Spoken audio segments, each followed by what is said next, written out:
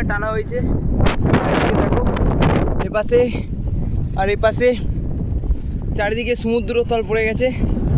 তো এইদিকে যাচ্ছি ধনুষকোটির দিকে, দেখতেই পাচ্ছ। আর টানতে বিশাল কষ্ট হচ্ছে, বিশাল করতে হাওয়া দিচ্ছে এই সাইড থেকে, এই সাইডে ঠেলে দিচ্ছে।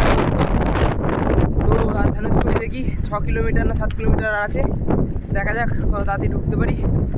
আর বেশিক্ষণ চালাতে পারছি না, একটু একটু করে চালাচ্ছি, কারণ খুবই কষ্ট হচ্ছে এগোতে। আর হাওয়ার